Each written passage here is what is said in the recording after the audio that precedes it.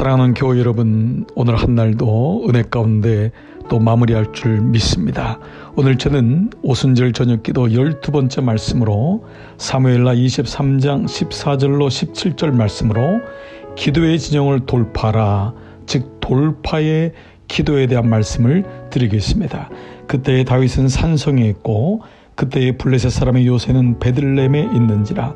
다윗이 소원하여 이르되 베들레헴 성문 곁 우물물을 누가 내게 마시게 할까 하매 세 용사가 블레셋 사람의 진영을 돌파하고 지나가서 베들레헴 성문 곁 우물물을 길어 가지고 다윗에게로 왔으나 다윗이 마시기를 기뻐하지 아니하고 그 물을 여호와께 부어 드리며. 아멘. 여러분, 이 전투는 다윗이 이스라엘의 왕이 된 직후에 통일된 다윗 왕국의 세력을 우려했던 블레셋 족속이 이스라엘을 침공하는 그 사건을 얘기하고 있습니다. 다윗은 아둘람 산성에 진을 치고 있는데 블레셋은 떡집이라고, 말씀의 집이라고 일컫는 베들레헴을 차지하는 일이 일어났습니다. 말씀의 집은 당연히 다윗의 성이요 하나님 백성의 성이어야 되는데 블레셋이 침공한 것입니다. 이런 가운데 전쟁 중에 다윗은 목이 말라 우물물을 구하게 됩니다. 이때 다윗의 세 용사가 블레셋 사람의 진영을 돌파하여 우물물을 길러 왔을 때 다윗은 이것을 참아 먹지 못하고 하나님께 부어드리는, 하나님의 제단에 드리는 일을 우리가 오늘 이 말씀을 통해서 알게 됩니다.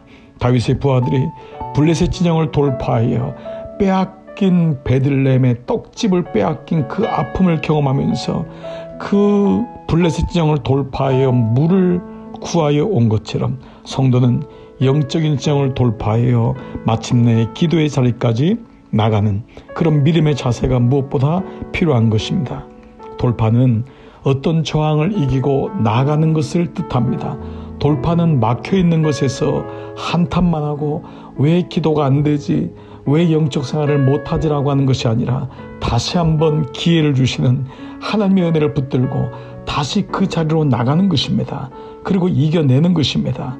저항을 이기고 나가는 것입니다. 귀한 것일수록 그냥 얻는 것은 없습니다. 왜 기도가 어려울까요? 이것이 정말 귀하기 때문입니다. 좁은 문이기 때문입니다. 사단은 그냥 편한 대로 살아, 그냥 네가 그냥 기도하지 않아, 그냥 사는 거야, 그냥 다 그렇게 살아 라고 얘기하지만, 돌파하는 믿음을 가진 사람은 기도의 가치를 알고 기도야말로 하나님의 성에 세워지는 놀라운 하나님의 일이라는 것을 알기 때문에 다시 한번 기도의 자리로 나가는 것입니다. 저는 여러분과 함께 세 가지의 돌파가 여러분 가운데 일어나기를 축복합니다. 첫 번째는 본성적인 저항을 돌파해야 됩니다. 기도하고 싶은데 기도가 되지 않는 것은 우리의 육체적인 환경적인 욕구들이 저항하고 있기 때문입니다.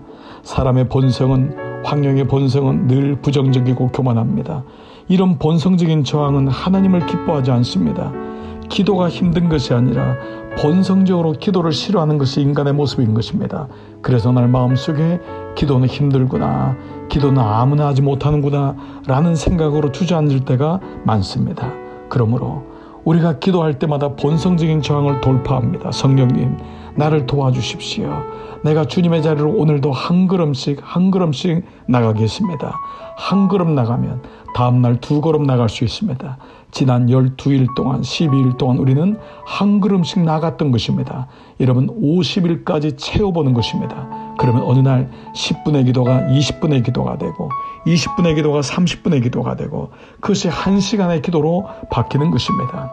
두 번째로는 시대적인 저항을 돌파해야 됩니다. 이 시대는 점점 인본적으로 변하고 있습니다.